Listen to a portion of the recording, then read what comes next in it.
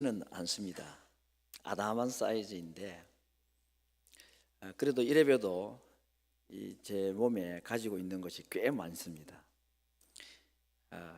보이지 않는 이 심장을 비롯해서 이 내부에 장기가 자그마치 22개가 아주 조직적으로 잘 움직이고 있고, 뼈가 큰 마디로 한 206개 정도 제가 가지고 있습니다. 근육이 자그마치 600개 정도가 저를 구성을 하고 있고, 좀 많이 빠지긴 했지만 저의 몸에 한 10만 개 정도 털이 있고, 그리고 100조개가 넘는 세포를 제가 가지고 있습니다. 이건 이제 의학자들이 말하는 건강한 성인 남녀의 신체 구조라고 합니다.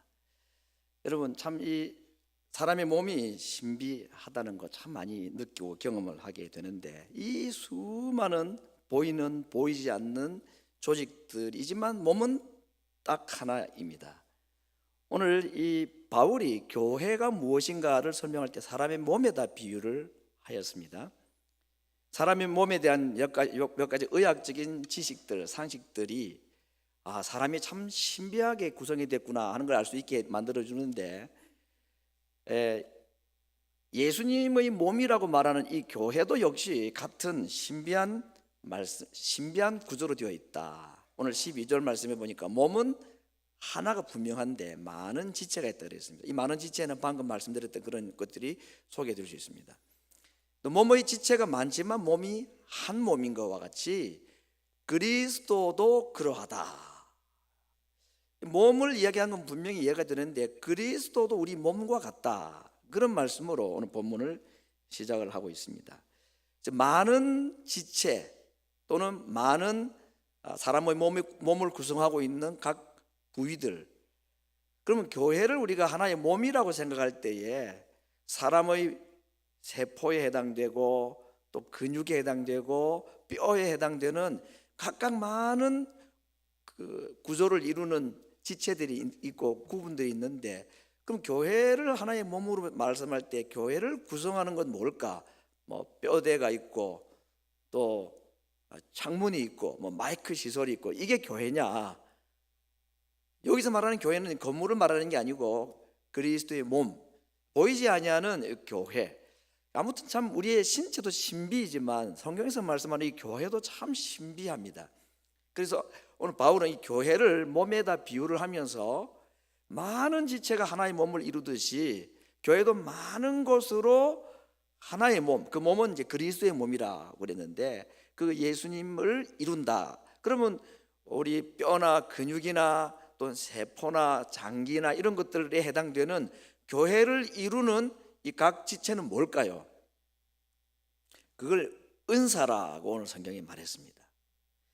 오늘 우리가 이제 눈여겨볼 단어가 이제 은사라는 단어인데 4절부터 6절에 보면 이 은사와 같은 뜻으로 쓰인 다른 표현들이 있습니다. 직임, 역사, 개정판에는 사역이라 그랬습니다. 그러니까 은사, 직임, 사역, 직분, 다르게 말하면 재능이나 달란트나 이런 거 아니겠습니까? 이런 많은 직분이나 직임이나 은사나 사역의 범위를 통해서 하나의 몸을 이루신다, 이게 교회다 그랬습니다. 그래서 여러분, 우리 인생의 삶에 있어서 가정이 참 중요하고 직장도 중요하죠. 그런데 우리 믿는 자들로서는 이 교회도 참으로 중요합니다. 그렇죠? 가정 떠나서 살 수 없고 직장이나 사업체 떠나서 우리가 생활하기가 어렵듯이 믿는 자에게는 그렇습니다. 이 교회를 떠나서는 우리가 삶이 어렵죠. 불가능하죠. 교회가 참 중요하다는 말이고, 그렇다면 교회가 무엇인지를 우리가 아는 것도 꼭 필요합니다. 그래서 바울은 이 교회가 무엇인지에 대해서 꽤 자세하고 길게 설명을 많이 했습니다. 에베소서에서 그랬고 고린도 전후서에서도 이 교회가 무엇인가에 대해서, 특별히 교회 안에 있을 수 있는 여러 가지 문제점들을 가지고 어떻게 이 문제들을 해결해 나가면서 건강한 교회 또는 건강한 몸으로 그리스도의 몸을 세워갈 것인가, 이게 이제 고린도전서, 고린도후서에는 많은 말씀들인데 오늘 이 은사, 직임, 사역, 역사, 재능, 달란트 이런 것들로 구성이 된 하나의 몸이신 예수님의 교회에 대해서 바울이 말하고 있습니다. 그러니까 이제 우리 몸에 머리끝부터 발끝까지 보이는 것, 보이지 않는 많은 기능들이 있고 지체들이 있듯이 교회도 그런 다양한 달란트 또는 재능, 은사, 직분을 주셨다. 그래서 하나의 몸을 이룬다. 이 큰 개념을 가지고 오늘 이제 본문의 말씀을 좀 보고자 합니다. 먼저 우리에게 주신 각자에게 주신 다양한 은사들, 재능들이 다 있습니다. 근데 그 은사들, 재능, 달란트의 출처가 하나님이시다. 이걸 먼저 말하고 있습니다. 11절 말씀을 보면 이런 말씀이 있죠. 이 모든 일은 같은 한 성령이 행하사 그 뜻대로 각 사람에게 나누어 주셨다 그랬습니다. 누가 이 많은 직분이나 직임이나 은사들을 주셨다 그랬습니까? 한 성령이, 하나님께서 누구에게, 각 사람에게 나누어 주셨다. 그래서 이 재능이나 달란트나 은사의 출처가 내게 있는 것이 아니고, 내게 육체를 물려준 부모님에게 있는 게 아니고 하나님에게 있고, 특별히 성령께서 우리에게 그러한 재능들을 주셨다 그랬습니다. 다양한, 각각 몸의 구성이 다르듯이 우리에게 각각 다양한 은사들을 주셨다. 두 번째, 이 은사와 관련된 살펴볼 내용은 왜 이것을 우리에게 주셨을까 하는 것입니다. 은사, 나는 은사가 없는데 그 나중에 한번 보겠습니다. 정말 없는가?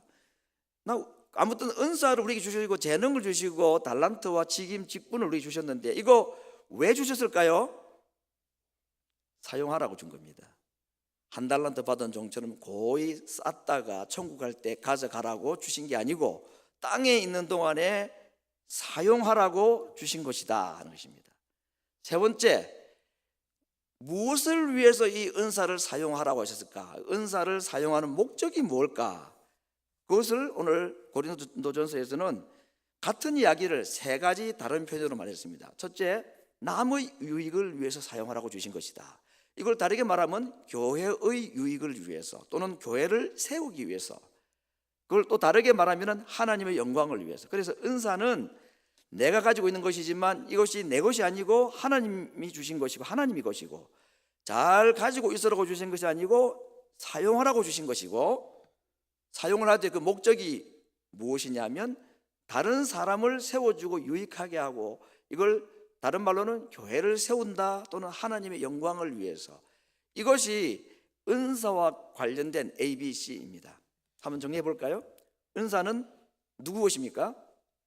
하나님 것입니다. 내 거 아닙니다. 사람이 준 게 아니고 하나님이 주신 것이고.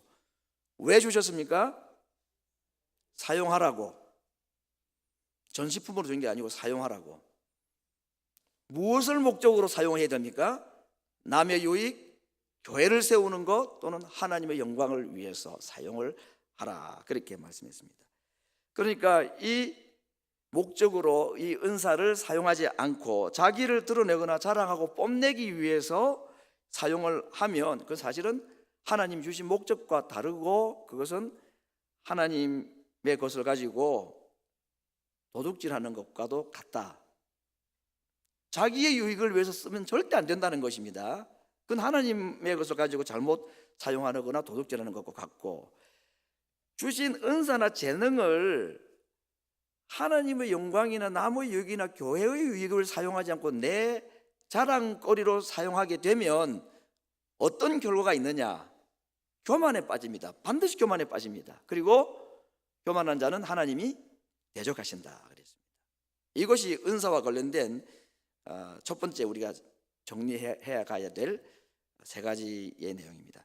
오늘 사실은 좀 더 중요하게 생각할 내용들은, 하나님께서 이렇게 우리에게 주신 은사를 하나님을 위해, 교회를 위해, 남을 위해 사용을 하라고 주셨는데, 그럼 어떻게 하면 은사를 주신 목적에 맞도록 우리에게 주신 은사나 직임이나 또는 직분이나 재능이나 달란트를 어떻게 하면 사용을 제대로 할 수 있을까? 그 목적에 맞도록 사용을 할 수가 있는가?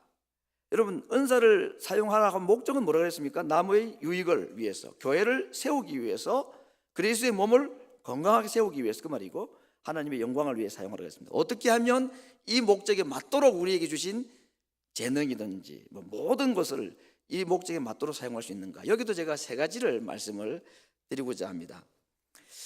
첫 번째는 이 은사를 이 목적에 맞도록 사용을 하기 위해서는 뭘 해야 되는가? 연합이 필요하다 그랬습니다. 그리스도와의 연합이 필요하다. 가지가 나무에 붙어 있어야지 열매가 맺히듯이 우리가 이 받은 은사를 사용을 하기 위해서는 은사를 주신 분에게 붙어 있어야지 주신 목적을 따라 제대로 사용할 수가 있습니다. 엉뚱한 데 쓰질 않고. 그래서 그리스도와 계속해서 붙어 있는 연합된 삶을 살아가는 것, 그걸 말합니다. 두 번째는 누구와 연합이냐면 성도와의 연합입니다. 몸은 하나인데 많은 지체가 있고 또 한 몸인 것과 같이 몸이 머리끝부터 발끝까지 머리에 붙어 있고 다 붙어 있지만 팔이 어깨에 붙어 있어야 되고 손은 팔에 붙어 있어야 되고 손가락은 손바닥에 붙어 있어야 되듯이 성도들과 사이에도 긴밀한 협조 또는 연합, 결합이 있어야지 각각 다른 지체들이 하나의 몸으로 제대로 기능을 발휘할 수가 있는 겁니다. 이건 우리 몸을 생각하면 물건 하나 들어야 되는데 오른팔을 사용해야 되는데 왼팔이 안 도와주고 이렇게 하지 않죠.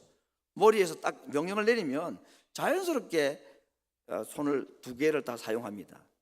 서로 붙어 있으니까 머리 대신 주님께 붙어 있으면 이런 협력이나 협조나 자연스러운 조화가 가능합니다. 그러나 이 머리와 뇌와 붙어 있지 않은 지체들 그런 건 없지만 그래 되면 손 따로 발 따로 오른손 왼손 따로 사실은 몸은 그러지 않은데 그리스도의 몸으로 부름받은 교회는 그럴 수 있습니다. 내몰라라 할 수도 있고 또 다른 목적으로 이 은사를 사용하는 경우도 있을 수가 있습니다. 그러지 않기 위해서는 우리 각자가 머리 대신 예수님께 잘 붙어 있어야 되고 두 번째는 다른 성도들과 다른 지체들과도 연결이 되어서 몸을 이루어 가야 된다. 그렇게 말하고 있습니다.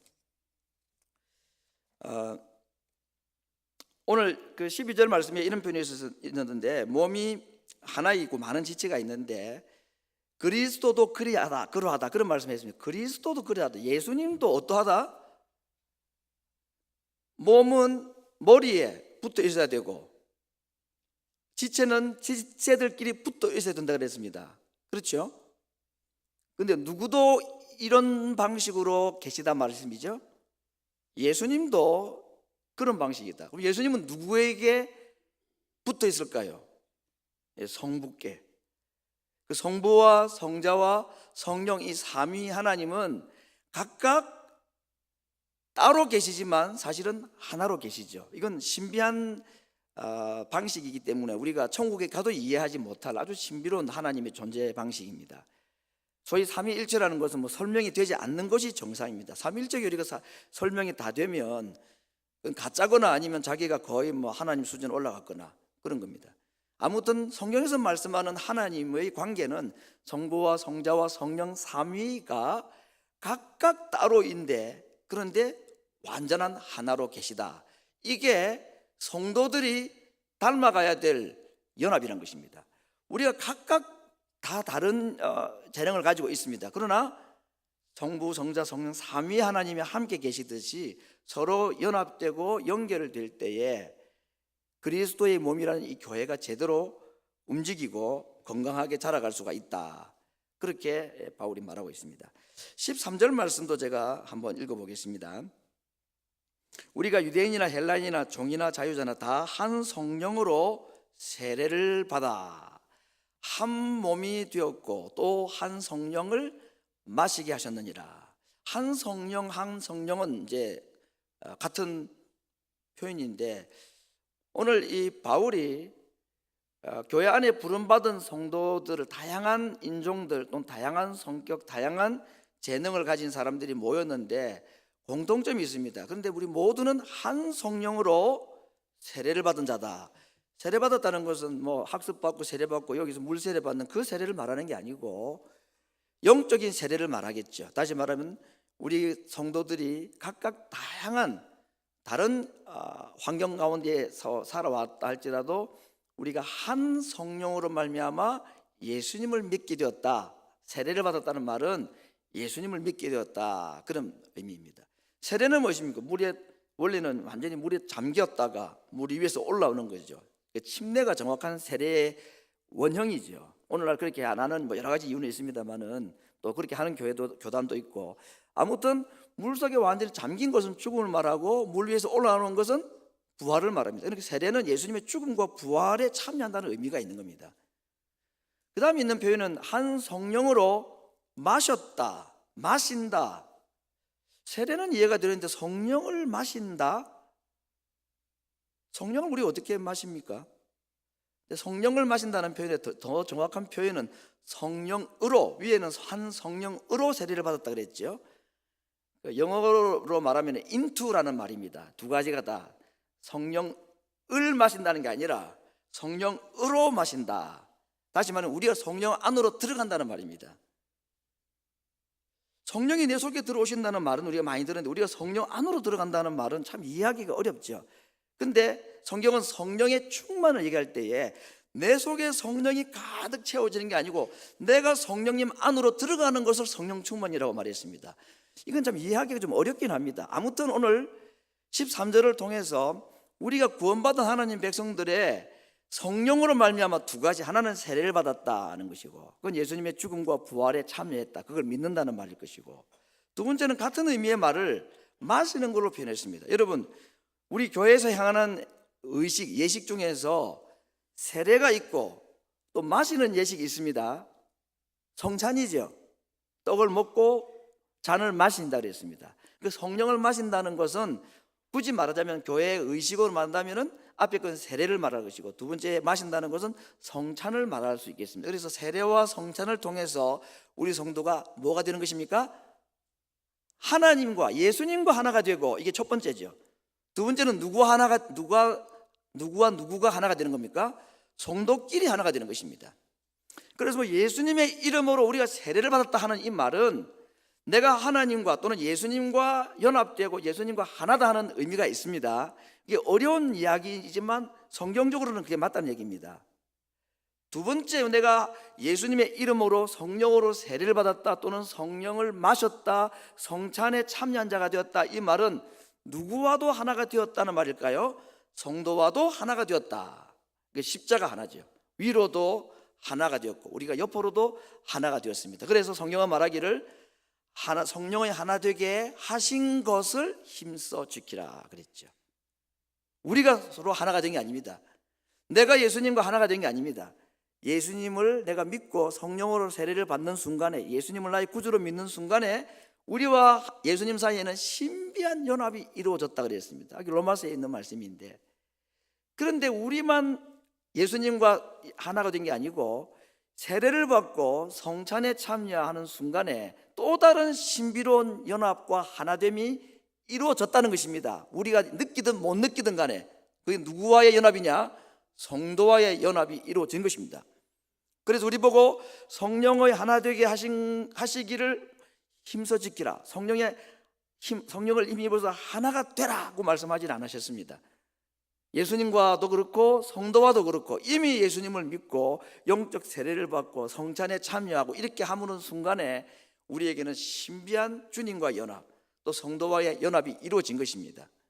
우리가 어디 요즘은 로봇들이 막 사람처럼 움직이고 하니까 사람 이제 고장나면 인조 로봇 같은 거 이제 고장나면 저기 어디 가게 가가지고 손가락 하나 사와가지고 갈아 끼고 이제 그래 할 겁니다. 앞으로 집에서 로봇가 청소하고 뭐 이런 시대가 앞으로 어떤 일이 벌어질지 모르는데, 몸은 안 그렇잖아요. 몸은 어디 뭐 내가 어디 손가락 하나 어디 따로 사오고 발가락 하나 따로 사온 겁니까? 부모 몸에서 태어날 때부터 다 가지고 태어난 거 아닙니까? 그렇죠. 우리 예수님을 믿는 순간에 우리가 하나의 몸으로 다 연결이 되어 있다 하는 겁니다. 그걸 이제 우리가 지켜나가는 것이 필요하다. 그래서 주신 이 은사를 가진 각 개체들로서 그리스도의 몸을 하나로 만들고 그리스도의 몸을 세워나가기 위해서 우리가 해야 되는 건 연합입니다. 첫 번째는 그리스도와 연합, 또는 성도와의 연합, 이미 믿음으로 말미암아 세례를 받을 때에 영적으로 중생할 때 이루어진 그 하나됨을 힘써 지키는 것이 은사를 제대로 사용하는 첫 번째 비결이다. 그렇습니다.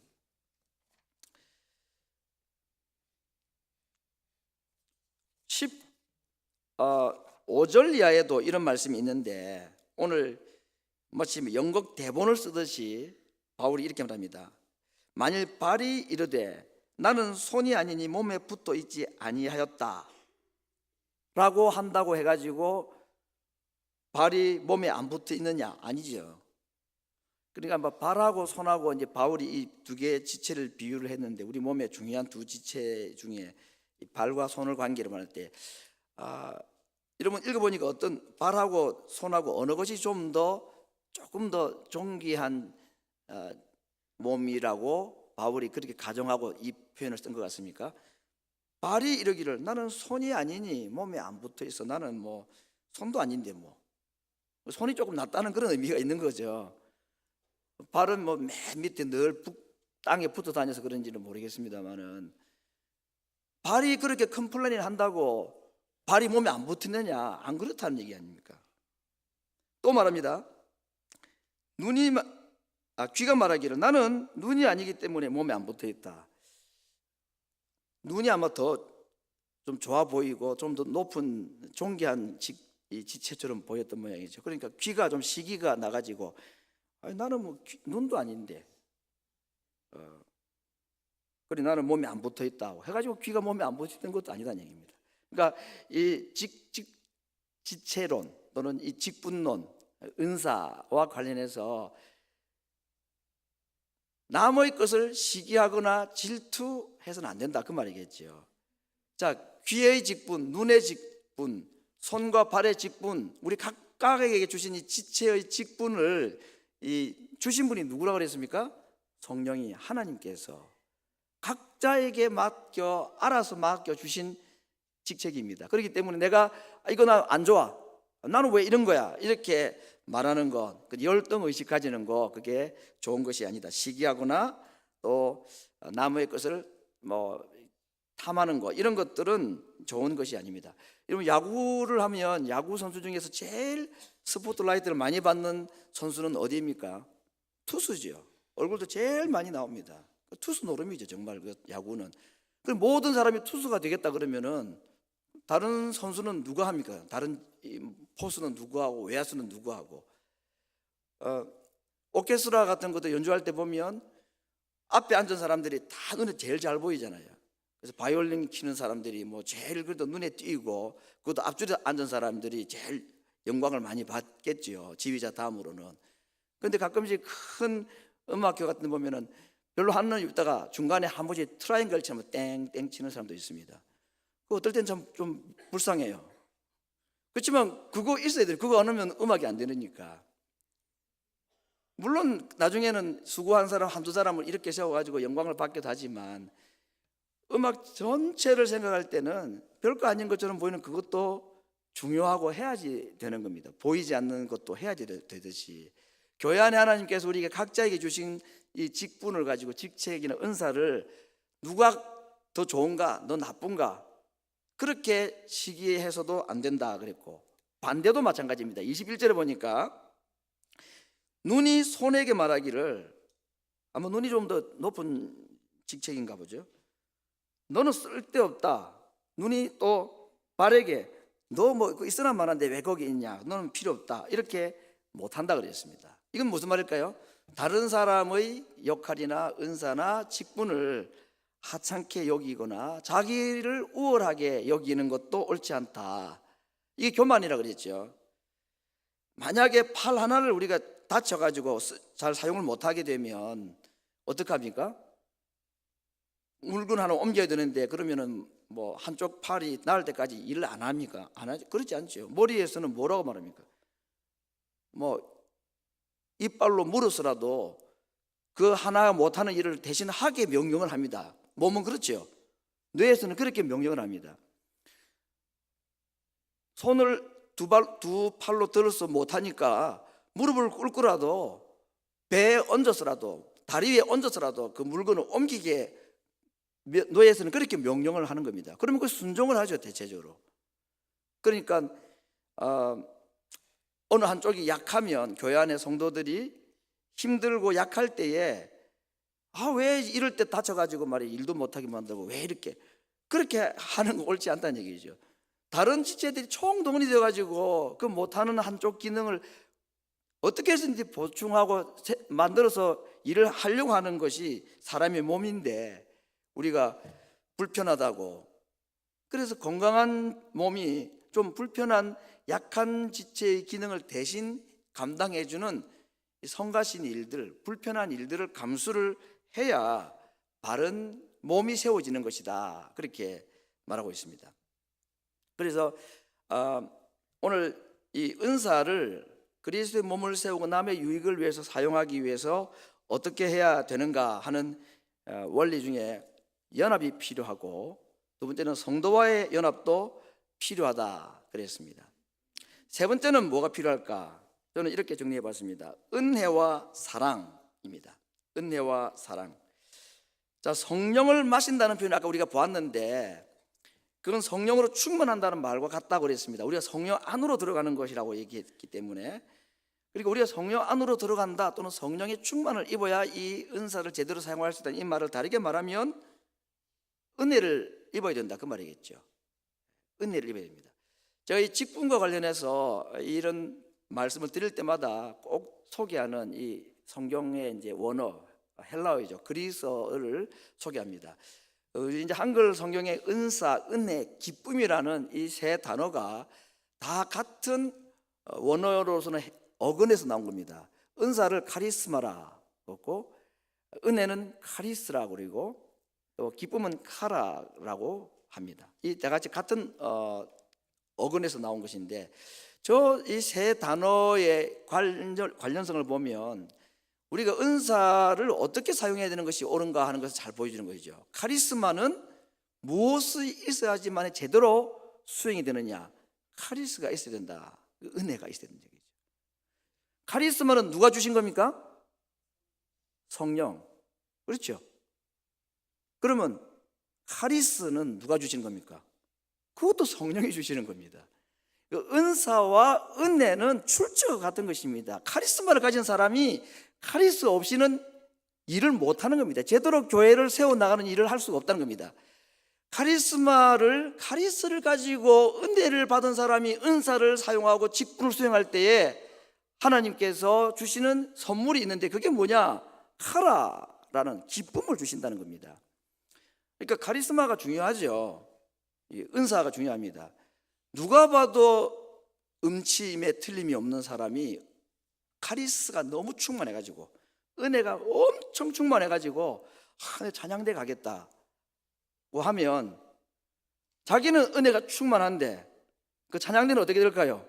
불협화음이 충만하겠죠. 짜증 충만입니다. 그 은혜가 잘못된 게 아니죠. 그건 그 충만한 뜨거운 은혜를 가지고 자기에게 주신 카리스마가 뭔지를 알고 그걸 가지고 사용을 하면 그건 정말 기쁨이 있고, 자기도 기쁘고 남도 기쁘고 기쁨도 있고 하나님도 기쁘고 그렇게 되는데, 카리스마가 없이 카리스마 있다든지, 또는 카리스마는 있는데 곡을 잘 보고 목소리도 좋고, 그런데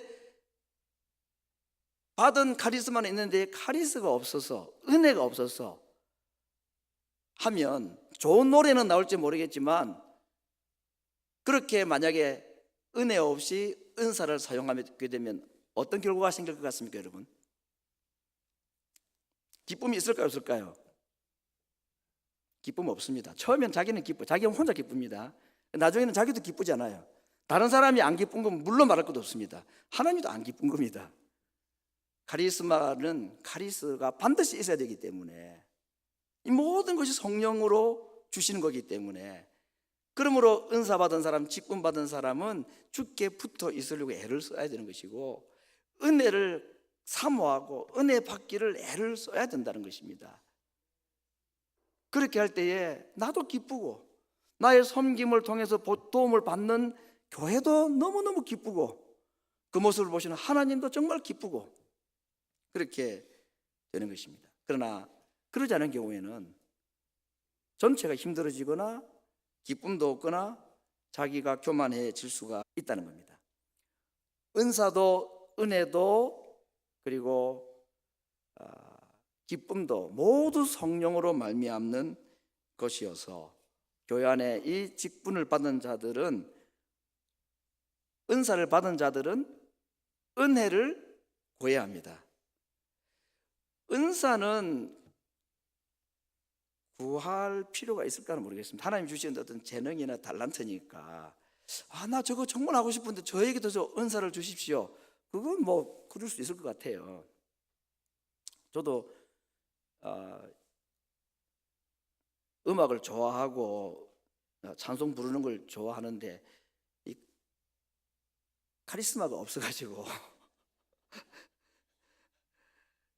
막 열심히는 부를 수 있겠지만 남에게 참 좋은 음악이 안 됩니다. 그래서 정말 기도도 해봤습니다. 하나님 저에게도 이 목소리 좋은 목소리를 좀 낼 수 있는 카리스마를 주십시오. 이건 또 연습으로 또 조금 되기도 하는데 조집사님들 좀 배우려 하다가 못했습니다. 3년 동안 계속.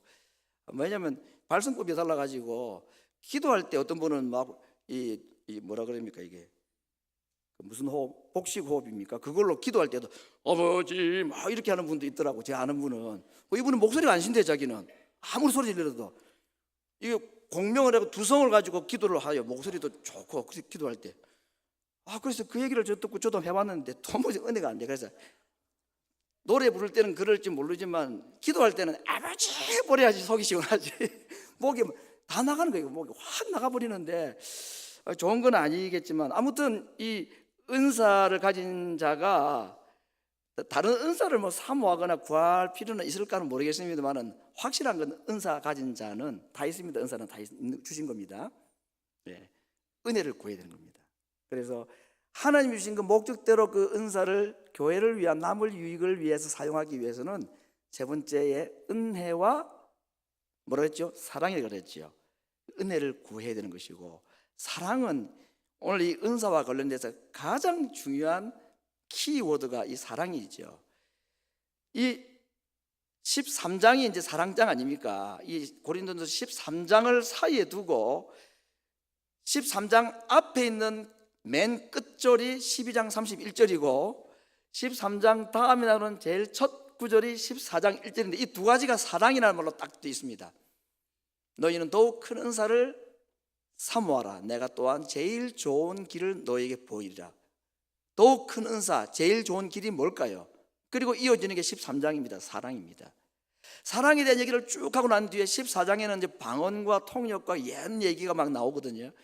그때에 이 교회에 아주 강력한 은사들이죠. 방언, 통역, 예언, 얼마나 강력한 은사들입니까? 그 은사를 사용함에 있어서 어떤 마음이 필요하고 무엇이 필요하냐? 사랑이 필요하다 그랬습니다. 그래서 사랑은 구하라 그랬습니다. 사랑은 사모하고 사랑은 구해야 되는 것입니다. 왜냐하면 모든 은사를 은사되게 사용하고 하나님이 주신 재능이나 직분이나 달란트를 교회의 유익과 다른 성도들의 유익을 위해서 사용하는 데는 절대적으로 필요한 게 뭐냐면 은혜와 사랑이기 때문입니다.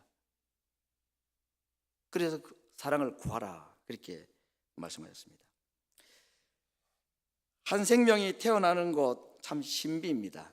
예수님께서 어린 아기로 태어나셔서 자라는 과정을 누가복음 2장 40절에서는 이렇게 표현합니다. 아기가 자라며, 예수님이죠, 자라며 육체가 자라고 강하여지고 지혜가 충족하고 하나님의 은혜가 그 위에 있더라 그랬습니다. 여러분, 예수님이 육체가 자라면서 함께 자랐던 것이 강하여지고 지혜가 자라고 하나님의 은혜가 그 위에 있었더라. 예수님의 유아기 시절의 이야기를 딱 저 한 구절로 얘기를 했습니다. 이게 오늘 교회에도 저는 똑같이 적용된다고 생각합니다.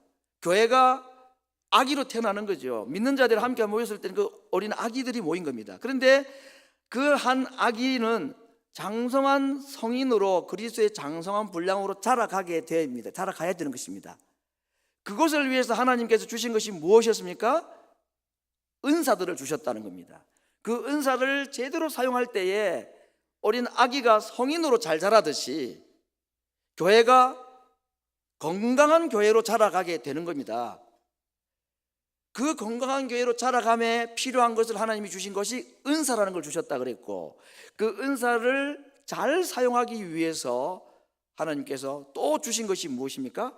은혜를 주시겠다고 했고, 사랑으로 그 일을 행할 때에 아기로 있던 아이가 점점 자라서 어른이 되듯이 아기처럼 시작한 교회가 성인 교회로, 아주 건강한 교회로. 여러분, 교회가 건강하다 하는 말은 뭐 어떻게 표현을 하면 이해가 될지 모르겠습니다만은, 확실한 것은 건강한 교회의 성도들은 정말로 영육의 복을 받게 되어 있습니다. 나는 교회하고 별 상관이 없어, 뭐 교회가 어떻게든지 지금 내 사업하고 무슨 상관이야, 그렇게 생각하는 분이 있을지는 모르겠지만, 우리는 영과 육이 분리가 될 수가 없듯이 우리 육체의 가정이나 직장과 영혼의 집과 같은 교회는 절대로 분리될 수가 없습니다. 교회가 어떻게 되든지 간에 편안하게 생활할 수 있고, 교회가 어떻게 되든지 간에 자기 육신의 삶이 아주 아무 문제요 영향을 안 받고 살아가는 것은, 그건 정말 한번 깊이 고민해 볼 필요가 있습니다. 정상적인 사람이 영과 육체가 하나가 돼 있듯이, 정상적인 그리스도인 교회인들은 교회가 힘들고 어렵거나 교회가 건강하지 않을 때에 그것이 자기 육신의 삶에 영향을 받게 되어 있는 게 정상입니다.